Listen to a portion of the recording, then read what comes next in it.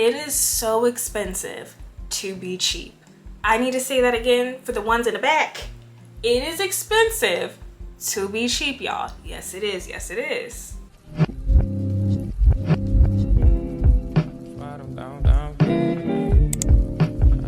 Hi you guys, and welcome back to Financial Fridays, and also welcome back to my channel.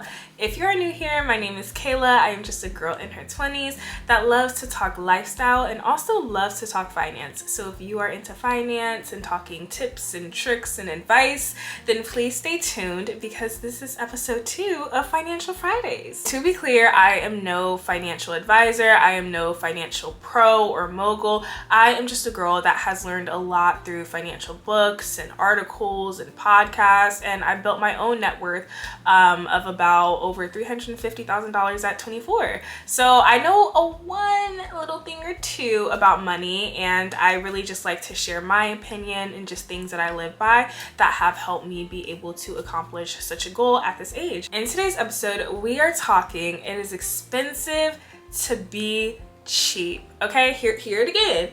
It is expensive to be cheap.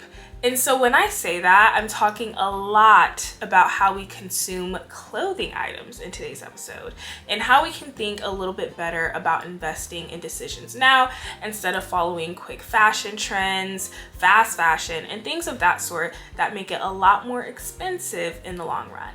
Let's get into it. First thing we're going to be talking about is cost per wear. And you may have heard cost per wear before, especially when people talk about investing in their closet, or maybe they talk about building a capsule closet. And if you don't know what a capsule closet is, the idea is that you are building a wardrobe that will last you forever, essentially. No matter if you wear it in 10 years, it is still long lasting because of the material, or it is still like your type of style. And obviously styles change and all of that, but you're not really following a trend, you're following your own personal style, and that's what makes it a capsule closet. But yeah, the term cost per wear has been thrown around a ton, and so I want to break it down here just in case you didn't know, and so it is very clear as we continue this conversation. So cost per wear is how much you pay each time you wear a particular item. So let's think about it like this. Let's say that I paid $100 for a shirt, right? Expensive shirt, honestly. Maybe it had some wool in it. Maybe it was a little, I don't know, 70% cotton, 30% silk. Maybe it's one of those, but it was $100 nonetheless. And while that seems expensive, if that's the same shirt that I'm gonna wear 100 times for numerous reasons, once again, the fact that maybe it is in my capsule wardrobe, so it's a style that I see myself wearing all the time, no matter, I'm not really following a quick trend. And let's also say, like I said before, the material composition. So wool and silk and cotton, these are materials that last very long. So even though I spent $100 on this shirt and I wear it 100 times, what's the cost per wear? $1. Yes, and that is the way you think of cost per wear. Let's think of it another way. Let's say that I went on like a fast fashion website like Shein or something like that, and I say, oh my God, I love this shirt. It's $20. That's relatively cheap, right? 20 and 100. But let's say that it's made of nylon and polyester and all these synthetic materials. And let's say I only could wear the shirt 4 times. Either it went out of trend and I bought it to be on trend, or maybe the material just couldn't hold up in the washing machine. That is $20 divided by 4, which is what? 5. So now I'm paying more to wear the cheaper item. So in reality, it's actually not that cheaper in the long run. And that is why it is more expensive to be cheaper, because we think of these items that we're buying and they're quick little splurges, you know, they're like $20 and they're 15, but if you're only wearing them 2 times, well, that's rather expensive. And also, who has money to wear something 2 times? Not me. So when we think of cost per wear, we really want to consider, what are we actually investing in? Is this expensive right now, but I know I'm going to get a ton of use out of it, therefore making it cheaper? Or am I buying this cheap item just to wear 2 times, and in reality, I'm going to end up paying a lot more in the long run because it's only 2 times I'm wearing it? Now that we've talked about cost per wear, let's talk about how to get the best cost per wear. And that, ladies and gentlemen, is looking at your material composition. So if you heard me before, I talked a little bit about the material composition and some of the examples like wool and silk. Well, material composition is essentially what your shirt, your dress, your shoes, whatever it is comprised of. Normally you'll see blends on this, and you can actually look at it on your garments, like on a little tag, like that little white tag. Not only does it tell you how to care for your garments, it'll also tell you what the composition is. So when we're looking at material composition, we honestly want to look for natural fibers over synthetic fibers. So like I was saying in the example, the blends of like the nylon, that is considered a synthetic fiber, whereas cotton, silk, and wool are considered natural fibers. And the way that these fibers exist, for one is natural, one is synthetic.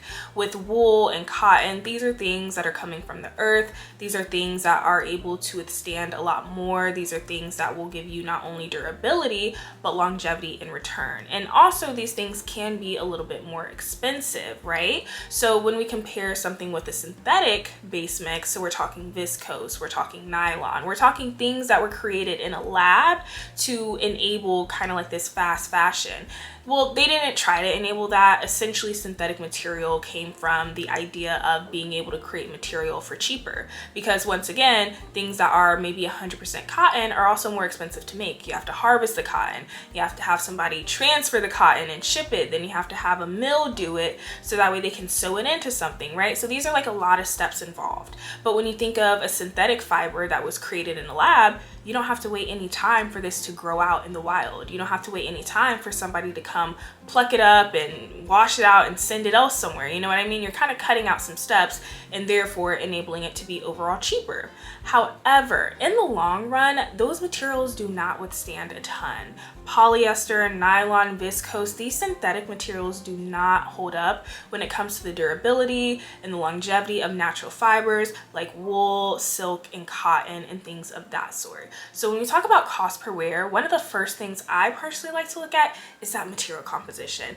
Let me see, is it 50% cotton at least? Is it 50% wool at least? I try to strive by having at least 50% of natural fibers in my material composition because I truly believe it really does enable a long-lasting garment.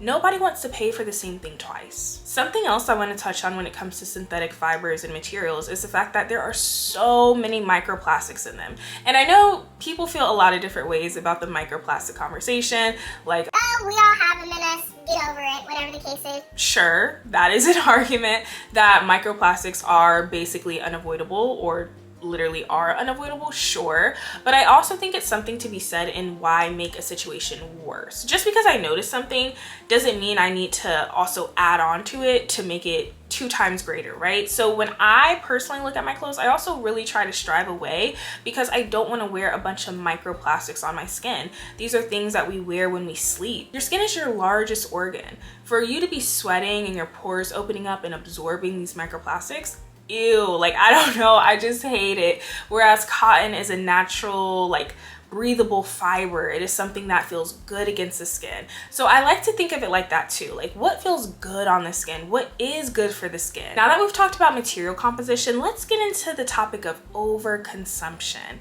This is a word that I have seen so much last year, which honestly does make me happy because I think everybody can look in their life and see things and ways and just things they've overindulged in. And overconsumption is one of those things. How much are you consuming of something? Are you overdoing it, and therefore does it have a negative reaction not just to yourself but those around you? So when we think of overconsumption in the clothing industry, we're looking at the fast fashion. We're looking at how quick we're turning over garments and how quick we're like, oh, I bought it for this reason and now I'm done with it. That's kind of crazy. I'm not gonna lie. I don't know where we got that from, but like that's insane. Back in the day, people used to actually wear their stuff, y'all. Things got re-wore. This idea behind buying like 5 shirts and then donating it or giving it to like, I don't know, Goodwill or whatever in like 3 months because a trend is over is insane. Because let me tell you something, not only is that Goodwill just storing it for whatever long, all these Goodwills cannot carry Shein. It just can't. It won't. It's unable to. These things are made of nylon. These things are literally breaking down after every wash and leaking microplastics in the water. They cannot properly dispose of these things. So what happens then? These overconsumption, all these garments of nylon and polyester and microplastics get shipped to other countries in the name of goodwill, but in reality they have piles of polyester sitting somewhere. So overconsumption doesn't just impact you, it impacts your environment, it impacts those around you. It's literally a global issue. So when we talk about material composition, we have to consider it truly, because if you're gonna buy a shirt, let's say, and really not care to wear it again in 3 months, sure, perhaps, but can you also make sure it's not polyester? Can you also make sure it's not made of microplastics? These are the things we can look at to really make a difference. And back to the overall overconsumption topic, I really think it's important that we look at how often we are spending and on what. It is not normal to be buying the same exact shirt every month. It's also not normal to have your wardrobe dictated by a social media trend. The things you wear, you should actually like, and you should like it because you like it. And don't get me wrong, I love a good trend. Everybody should love a good trend. There's so much inspiration, there's so many things you can take from it. I love it. But does it need to dictate your personality and identity? No. It does not need to do that. So you can notice a trend. You can say, hey, that's cool. Let me see if I still like it in 3 months. Because let me tell you something, the conversation shifts. Yes, it does. You might not like that thing in 3 months. And I am a victim. There's so many times where I'm like, oh my gosh, I need it right now. 3 months later, I literally can't even remember what the item was. Like, that's what I'm talking about. So one way that I have personally fought my overconsumption, on top of buying or building a capsule wardrobe, has really been to like make a notes app. And actually not even a notes app, I'm a Pinterest girly. So I'll make a Pinterest board. I have everything I want, my entire wish list. Every time I see an item I want, I pin it into that board. But then over time, I keep going back to the board, and then I'm like, actually, I don't even like that. I remove that. I don't like that anymore. Remove that. And let's say in like 4 months, if I still like that same item that I pinned 4 months ago, like I'm gonna buy it. And honestly, it'll probably be on sale, because let's be real, things do go on sale. So I like to think of it like that when I think of overconsumption. Like, let's really look at your habits. Not only like what are you buying, why are you buying it? That really, really, really matters. And as we've discussed overconsumption, we're gonna have to dive into fast fashion and how overconsumption exists, because fast fashion exists. In order to overconsume something, the item has to be there for you to do so. You can't overconsume something and it was only made once, you know? So fast fashion, these are the things, like I said, made of synthetic materials like polyester, nylon, etc. But they're literally being shoved down our throats, okay? These are your Zaras. I know. I didn't want to say it because I too am a Zara girly. Well, not really anymore, but I used to be. And that's not to say Zara's awful and everything they put out has shitty quality, but it is to say a lot of the pieces they put out, please look at those tags. We are looking at the synthetic materials. Once again, not a lot of things are being made of natural fibers anymore. A lot of these companies, your Fashion Novas, your I don't even know anymore. A lot of these companies are just shoving synthetic materials down your throat, and they're also upselling it. There is no reason you should ever be paying certain numbers for polyester. Okay, guys, like I need you to really hear me here, because people are upselling like crazy. When you are looking on these apps, and even me, I get got to all the time. I be looking, I'm like, oh my God, I need this.